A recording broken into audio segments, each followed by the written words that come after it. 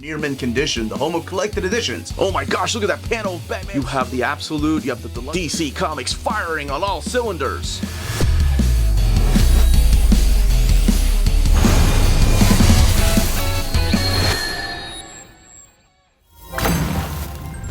How's it going, all you minties? Uncanny Omar here from Near Mint Condition, the home of collected editions.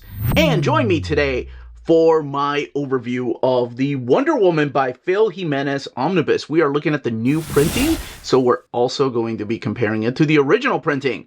So, join me.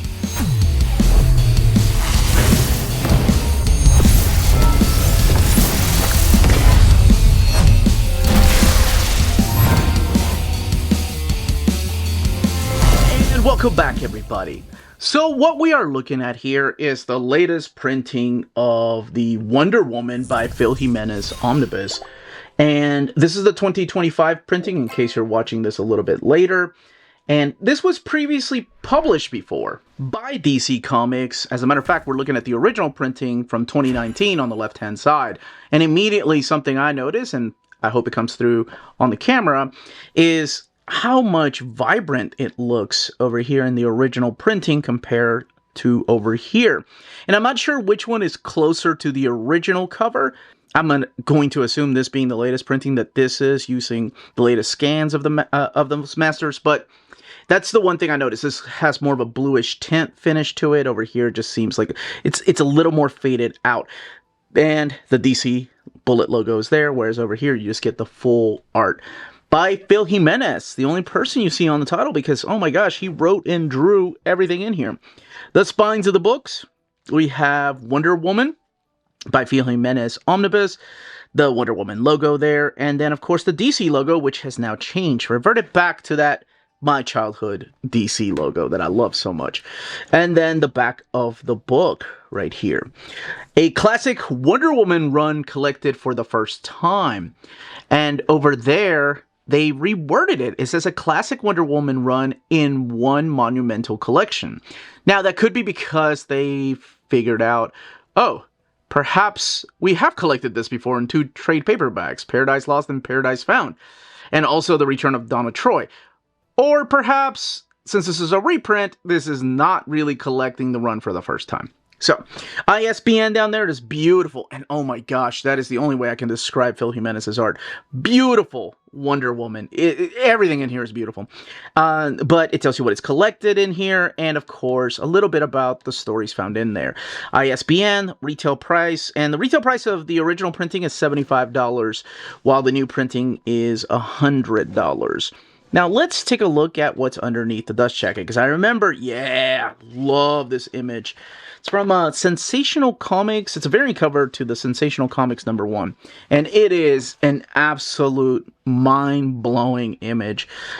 Just how wonderful of an artist. Here, let's actually look at the new printing here.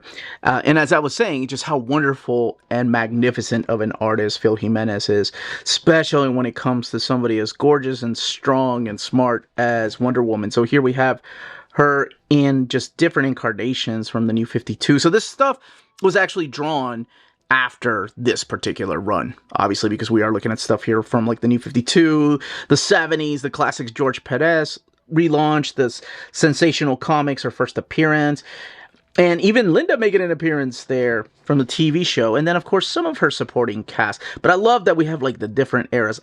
Love the William Nestor loves. I know it's not a I don't know if it's a cult classic. I don't know. And I know there's a lot of fans besides myself in Crushing Crisis that love that era, but that's the next Omni I want to see for Wonder Woman. All right, so let's go ahead and open it up and talk about the stories found in here. Look at this beautiful artwork, because this gives you a small hint as to what the artwork will look like in here. And then, of course, do a comparison to the original printing. All right, let's go ahead and get this open. We have some black end sheets right here. And then, of course, your title page, Wonder Woman by Phil Jimenez Omnibus. And then, he is not the only writer. Devin Grayson, J.M. DeMatteis, George Perez, Joe Kelly, Chuck Kim are some of the other writers. And also not the only penciler. There's also Travis Moore and Cliff Chang, and David Yarden, Lan Medina, and Gabriel Rearte. with Jose Luis Garcia-Lopez, which is why I love that Return of Donna Troy story. Over here are your inkers, primarily Andy Lanning, but also Phil Jimenez inking his own stuff, George Perez, Larry Stucker, Jose Marzan Jr., and Kevin Conrad, and colorists like Patricia Mulvihill, who does the majority of the colors, Tom McGraw, and Pam Rambo. And your letterers like Kurt Hathaway, Ken Lopez, and Rob Lay, and Todd Klein. Over here is the table of contents. Unless otherwise listed, all stories were written in pencil by Phil Jimenez, inked by Andy Lanning, and colored by Patricia Mulvihill, and lettered by Comic Craft, and all cover art is by Adam Hughes, unless it's, of course, noted, which it will be noted here. So you do have an introduction of Phil Jimenez and just growing up and loving the character of Diana Prince and falling in love with the TV show. And then, of course, those early days of George Perez's Wonder Woman. Now, how he became the writer and artist also is talked about here, and just the importance of what Wonder Woman means to him and what it meant to a child like him. And it's a beautiful opening. I really like it. I like when the writer and artist put a lot of themselves into the book, and you know, like it. To me, I think it just shows you the power of a character, how long she's been around and how important she is. And he's talking about, you know, those early issues of Wonder Woman that were post-Crisis on Infinite Earths when George Perez did them, and just how important those are. And they still are relevant to this day. So we have this opening right here, but first, what is collected in here? Collected in here is Wonder Woman 168 to 188, Wonder Woman Donna Troy #1, which is what we're looking at here, Wonder Woman Our Worlds at War #1, the DC Special, The Return of Donna Troy #1 through 4, and then the material from the Secret Files. The book has a total of 856 pages and retails for $100. And before I go any further, spoilers for the pitch and spoilers for the era, because I didn't really talk about where this fits into the reading order of Wonder Woman, but it does go after the Wonder Woman by George Perez Volume 3 or the War of the Gods, and before the Greg Rucka Omnibus. Of course, there's other material that needs to be collected in there. But as I mentioned, yes, spoilers.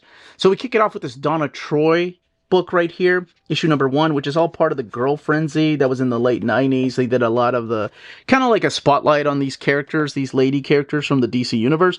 And a lot of them were like lesser known. But what this does is it shows Donna Troy in present day just kind of having an inner turmoil and going to a church and talking to God.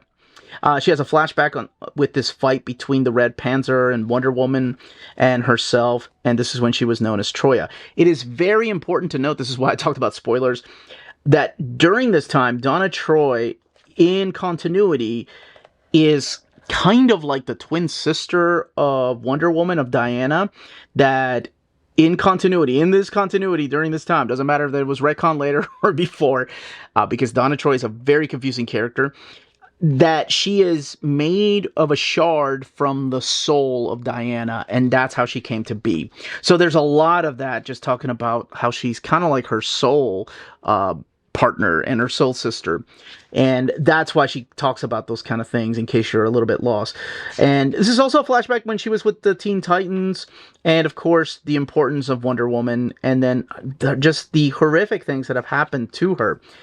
Immediately after that, we do have this little Who is Donna Troy giving you a recap of now the newly formed origin as to who she is and the adventures that were still canon, because post-Crisis on Infinite Earths, a lot of the writers had problems with the character as to like how she really fit in there, because if she was inspired by Wonder Woman after Wonder Woman rescued her from the fire, but if Wonder Woman didn't exist before Crisis, then how could she? Anyway, it's a bit of a headache, but let's get to the actual Wonder Woman run. So this is when Phil Jimenez became the writer. Phil Jimenez, you may remember some of his art from earlier on in Wonder Woman, towards the end of George Perez's run during the War of the Gods. He did a lot of those issues towards the end. But now he has completely taken over the book as the writer, and it's kind of a slow transition at first because J.M. DeMatteis is doing a lot of the script. But in the first few issues, we have this story where the god Phobos is possessing characters from Gotham. So you've got the Scarecrow and Joker and Poison Ivy. And everybody doesn't really know exactly what's happening. So Wonder Woman is actually heading over to Gotham to help out Batman, even though Batman recently had told her to get the hell out. Because again, this is an ongoing story, right? Like, this is after the events of Eric Luke's story. And Eric Luke, in his run, which, by the way, has not really been collected, after his run, he created this whole thing called the Wonder Dome, where Diana kind of separated herself from humanity, and we had the whole Titan Cronus storylines and the Pantheon Wars. But that's one of the things that happened, and then there was a moment where her and Batman were kind of at odds with each other, and he was like, don't ever come back to my city. So she's kind of breaking his law, but like her sisters in Themyscira said, or like, he's just a man, who cares what he says? So she goes on her way there with Artemis to have a team up, and it's a really, like, there's some really cool moments, especially between Artemis and Helena, Huntress. So this is also during the time when Dick Grayson is Dick Grayson is Nightwing, Tim Drake is Robin. So there's team ups here between like Cassie, who's with the young Justice, as well as Tim Drake. And then you have Nightwing, who, of course, his best friend was Donna Troy. So you have those relationships, and then you have Bats and Wonder Woman.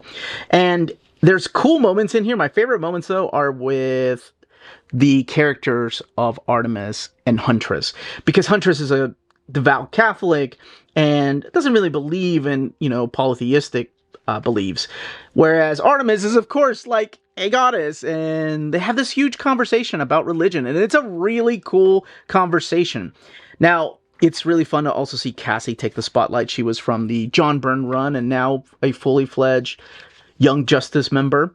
But when that storyline wraps up, we get this really cool story that showcases the big fight in Themyscira, where a group of the Amazons are kind of fighting against each other. They're fighting each other for the right to become the royal family, if you will, because you have the Bana Migdal group, and you've got Hippolyta's group. And during this time, again, Wonder Woman's mom is Hippolyta. I know that's been retcon, and during this era, she is also part of the JSA. So she's the one that fought in World War II with the JSA. And that's kind of how they retconned that into the story. So while even Wonder Woman was away for a while, Hippolyta took over the role of Wonder Woman. Now, this is one of my favorite stories right here, where you get characters like Vicky Vale, Tawny Young, Leah Briggs, and of course Linda Park with Lois Lane. And they have a show like The View. It's called The Scene, but they're interviewing Wonder Woman. And I think it's really cool. Like, they talk about things that you don't really know about Wonder Woman, but also like Lois Lane. Like, Lois Lane might be a little bit possessive. So it's an in-depth character story, not just on Wonder Woman, but also Lois Lane. So one of the things that Phil Jimenez does in his run is bring back a lot of the things from George Perez's run. And one of those characters is, of course, Vanessa. So this is the character that first appeared in the pages of George Perez's run, along with her mom. And she is now the new Silver Swan, along with the powers and everything. Like, she is the Silver Swan. And it's kind of a heartbreaking story, because in this story, it's like she should have been Wonder Girl. Like, that's why she is kind of become evil. And you kind of feel bad for her, because she kind of was forgotten. When Wonder Woman left, or was it that she left? She left Gateway City, went to California. I'm trying to keep my continuity in my head. Whew, getting older. I'm starting to forget. But yes, Vanessa becomes the new Silver Swan. There's this guy named Sebastian that turned her into this. But she wants revenge. She feels like she should have been Wonder Girl. But she was kind of thrown to the side in John Byrne's run when we introduced Cassie. And now she's Wonder Girl, and she wants to know what makes her so special. And then we have, unfortunately, a kind of like a tie-in to another story which is the Our Worlds at War. Now, you're not given any kind of recap as to what happened previously, but you kind of get the gist that there's this giant war in Superman, and a bunch of the world's heroes are fighting. There's been some losses, and there are some more losses that happen in this book. One of the most heartbreaking moments, I think, to me, in comics history happens in this issue right here with the big fight against Imperiex. And there's the aftermath issue with Our Worlds at War one-shot right here. Now, there's also something that happens outside of the book that is important to talk about, and it's a little bit of a spoiler, but when you have a title of a series called The Return of Donna Troy, pretty sure most people probably know what I'm about to talk about. But first, let's talk about this fight with Cersei. So Cersei comes back, and she might be responsible for the whole Silver Swan thing. And now we have a new cheetah. This time around, it's a male cheetah. And of course, Cersei might have something to do with that. And what we end up having is this huge fight where, again, it's like we have this interruption from Our Worlds at War. We don't get a recap of what happened previously or afterwards. We just kind of get like the aftermath in the pages of Wonder Woman. But this is when lots of the female heroes and villains are covered by Jim Lee there, are fighting against each other. And of course, all of this has to do with Cersei, including Silver Swan, and then the confrontation between Julia and Diana is coming because, you know, that is her daughter. Vanessa's her daughter. So what's going to happen? I love the fact that Oracle plays a big part in this and the previous story right here. Giganta's drawn a little bit different, but you're going to see a lot of the female characters here because of something that Cersei has done. And where are all the male characters? Well, that is explained a little bit later. Remember that confrontation I was talking about? Woo, it's coming. Julia is pissed at Diana for leaving them, or for what she thinks is leaving her. Now, another character that is through this series, that's through the book, is this character named Harbinger. And you may remember her from the pages of Crisis on Infinite Earths. During this time, she is living in Themyscira. So you'll see her pop in and out of here. So I swear, this almost needs to be a video on currently on fill in the blank before I do videos like this, because the status quo is forever changing in some of these books, and I kind of want to make people familiar with what's going on with the stories before reading this. I don't recommend this as your first Wonder Woman Omni. I will say that. Because it's really relies on you reading previous stories, because there's a lot of payoffs here. And even though he does an amazing job of reintroducing who Donna Troy is, I think it just kind of gets lost with everything else going on. There's just a lot of events that are happening, and I think the more you know of Wonder Woman, at least read the George Perez run before reading this. There is a funeral, and I have to talk about this, unfortunately, for a character, and that is Donna Troy. So we have Donna Troy in the pages of the Young Justice and Teen Titans graduation day. She ended up dying. She ended up getting killed by a robotic Superman that will later join the Outsiders, but that's another story. But during this time, she's dead. So we don't get to see that issue in here, but what we do get is the aftermath. We get to see this heartbreaking funeral. This is, like I mentioned, to Diana, her sister. This isn't like a stranger. This isn't somebody that just decided to pick up and become Wonder Woman, or Wonder Girl. This is somebody that is her soul sister. So the next stories in here, I forgot to mention, during this time, she also starts dating this guy right here. This is Trevor Barnes, who actually plays a part through this story right here, where we go back to Themyscira.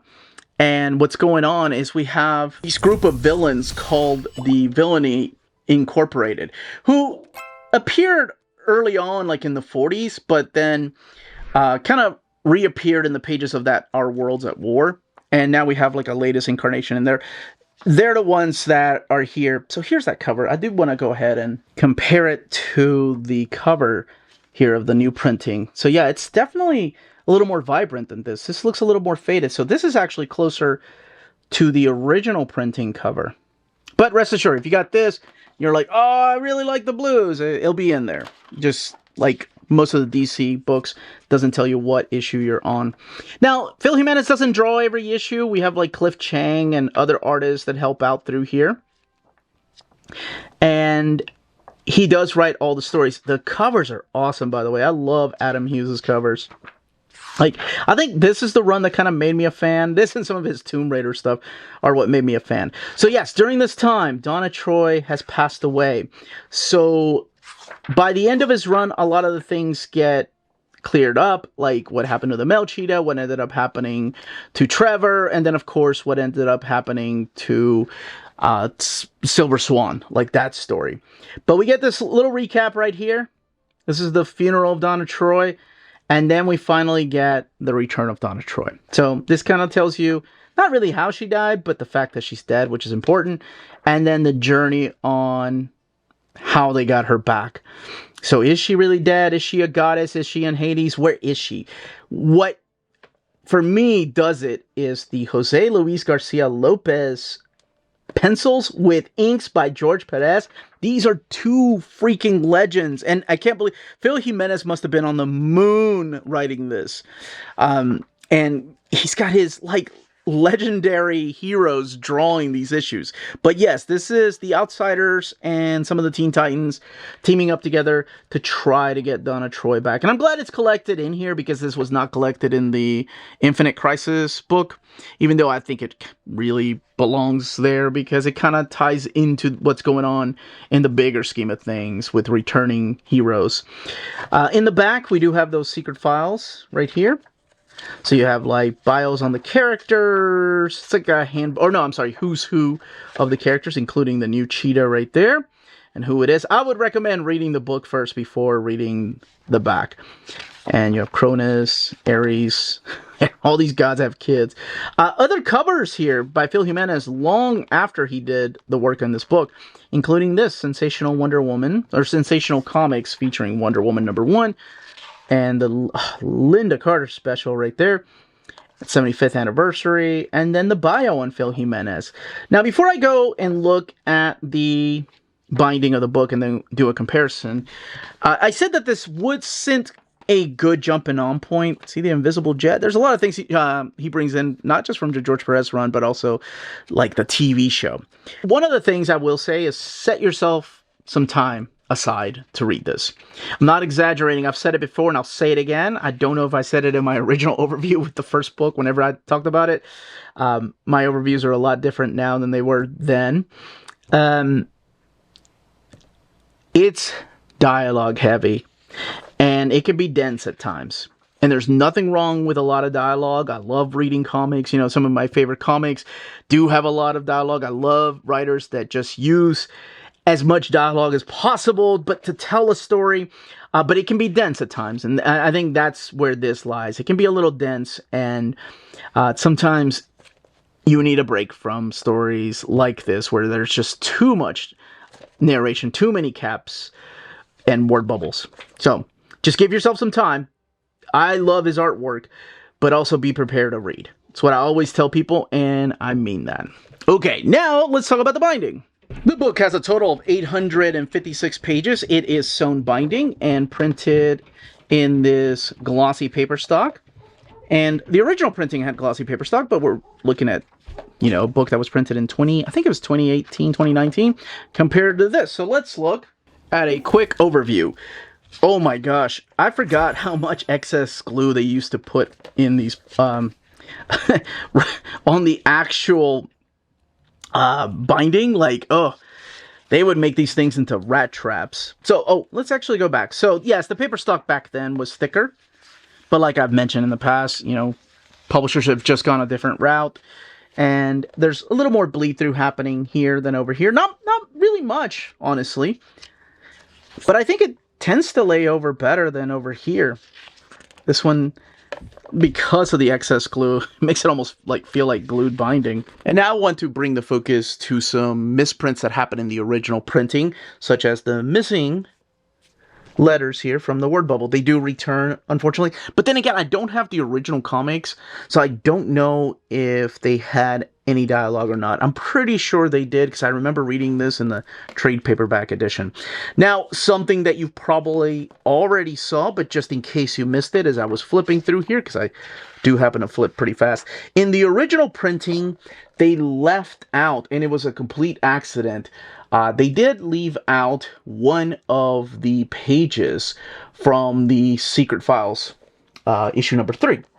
So it goes from here, it's missing that final page, to here. In the new printing, it's there. The final page of that Wonder Woman Secret Files number 3 is there fully intact. And then we move on over to here. And then we have Ares' children right over there. So it looks a little bit different than over here. They've shifted some things around, but rest assured they added that final page. And then you get the extras all the way back here, including the variant covers and then the bio. The internal colors themselves just look a little bit more vibrant in the original printing than the new printing. And I mean just a tad bit. And that could be due to the different paper stock they're using. They're using a heavier paper stock, glossy paper stock at that. For the original printing was over here, it's a little bit lighter. So that's why you can see a little bit more of the artwork coming through and not as much over here. So let's get to something important to me and a lot of other people, and that is the double page spreads. So over here, we do have, actually for a book, and then again, I have stretched the spine and have read it a couple of times since then. It does have minimal gutter loss. Over here, it is more gutter loss that's happening. Even if you hold it, actually, if you hold it down, you can see the whole picture. But it's a little more gutter loss than over here. Nah, it's still missing some of the picture, even if you hold it all the way down. But not that much. It's not a deal breaker. As a matter of fact, when people ask me, do you keep your older one or new one? Sometimes it varies. Sometimes I keep my new one. Sometimes I keep my older one. This time around, I'll probably keep the new one. Despite the faded cover and a little more gutter loss and the thinner paper stock. Saves me a little bit of room on the shelf. I don't know. So I'll be giving this away during one of our giveaways this year. But that's it, everybody. Stay healthy and safe. Or I could just give it to Wonder Maddie. She loves Wonder Woman. Man, just gift it to her. That, as they say, is that. If you're interested in purchasing this omnibus, don't forget to check out our sponsors. If you're in Europe and you're interested in buying these books, definitely check out Walt's Comic Shop in Berlin, Germany.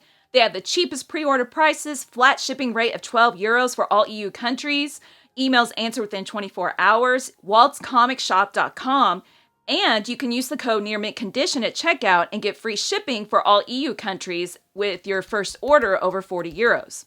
That's Walt's Comic Shop, your reliable source for omnis and premium collected editions in Europe. Ding!